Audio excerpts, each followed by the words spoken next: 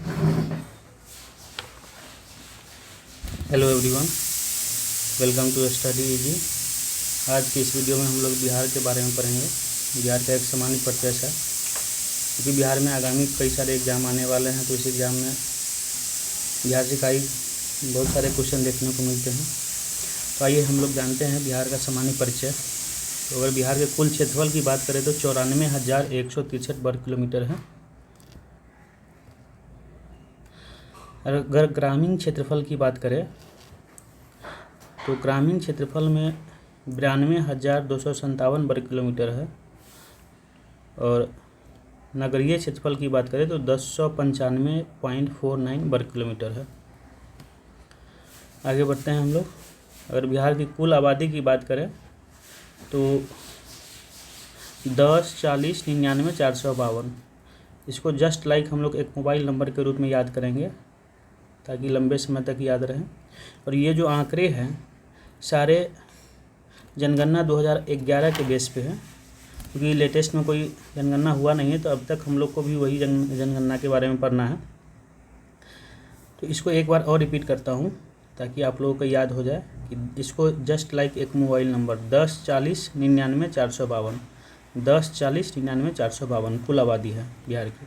यही क्वेश्चन पूछे जाते हैं अगर जब भी पूछना होगा, क्योंकि इसके एक डिजिट लास्ट डिजिट तक के क्वेश्चन में भी अंतर आता है। तो इसे ऐसा ना समझे कि शुरू के 2-3 लाइन पढ़ लें और मेमोरी बेस पे काम चल जाएगा। इसको पूरा याद करना पड़ेगा, ठीक है। हम लोग आगे बढ़ते हैं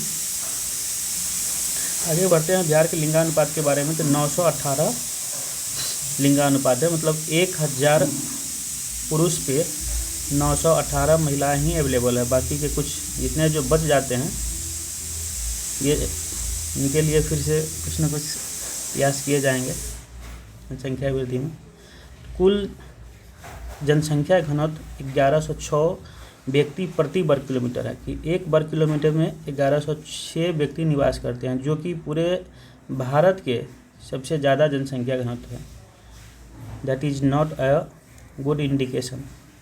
फिर प्रमंडल के बारे में करते हैं। तो टोटल 9 प्रमंडल है। चूँकि ये छोटा सा वीडियो है तो इसलिए हम आपको पूरे प्रमंडल के बारे में नहीं बता रहे हैं। अगला एक वीडियो लाऊंगा, उसमें पूरे कितने 9 प्रमंडल है, 9 प्रमंडल में किस किस प्रमंडल में कितने ज़िले हैं, इन सब के बारे में डिटेल से बात करी जाएगी। फिर अगर बात करते हैं ज़िलों की, तो आप लोग जानते ही हैं 38 ज़िले हैं, जिसमें सबसे लेटेस्ट ज़िला अरवल है, जहानाबाद से कट के बना हुआ था। अनुमंडल 101 अनुमंडल है। प्रखंड 534 है। साक्षरता दर, यहाँ से क्वेश्चंस आते हैं तो इसे इग्नोर ना किया जाए, इसको अच्छे से पढ़ना होगा, क्योंकि 61.8% है साक्षरता दर बिहार की। इसमें से पुरुष साक्षरता की बात करें तो अगर 100 लोगों का पॉपुलेशन है, जिसमें से 71.2 लोग पुरुष साक्षर है, 100 पुरुष में से 71.2 पुरुष साक्षर है। अगर 100 महिलाएं हैं तो उनमें से 51.5 महिलाएं साक्षर है। यही है साक्षरता दर। बहुत इंपॉर्टेंट है, बहुत एग्जामों में पूछे जाते हैं। बिहार राज्य की गठन की बात करें तो 22 मार्च 1912 को नियमित रूप से गठित हो गया था। राजधानी पटना 1551 ईस्वी में, जब इस समय शेरशाह सूरी शासक थे।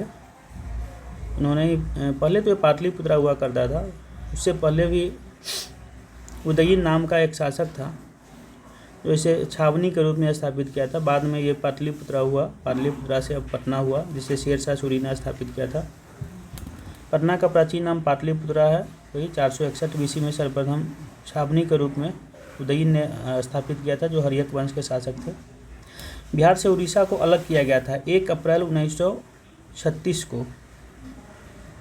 1 अप्रैल 1936 को विधिवत रूप से बिहार को उड़ीसा से अलग किया गया था। बाकी घोषणा 1935 के एक्ट के तहत ही हुई थी, गवर्नमेंट ऑफ इंडिया एक्ट 1935 के तहत। फिर बिहार से बंगाल को अलग किया गया, चूँकि 1911 में एक दिल्ली दरबार का आयोजन हुआ था, जिसके चीफ गेस्ट से जॉर्ज पंचम एवं उनकी पत्नी मैरी। तो उन्हीं